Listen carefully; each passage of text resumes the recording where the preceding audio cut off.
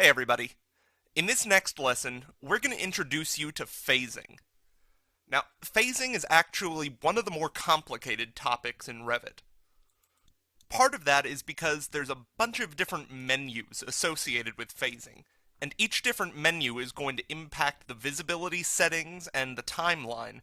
First, let's back up though and just talk about what phasing is. How does it affect your model? Does it affect your model, or is it just a timeline? Well, right now, what we're looking at is a 2D model. It's basically a cross-section of our full 3D model. And remember, you can access the 3D view from the Quick Access toolbar, or by going to the View tab and selecting 3D View. And you can also access it from the project browser.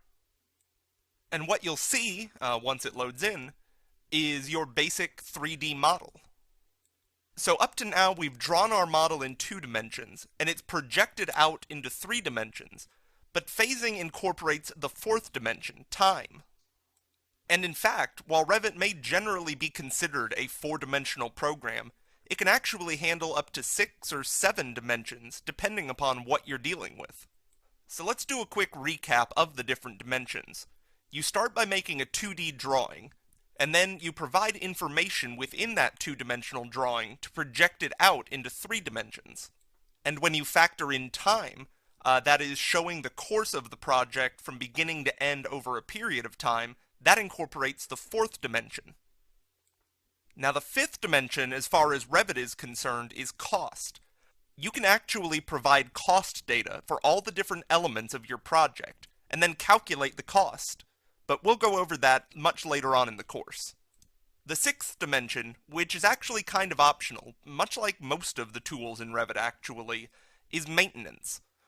By importing the data from your Revit file into another program, like Navisworks Manage, you can actually trace out the lifetime of your building and see what sort of maintenance will be required over the course of its life.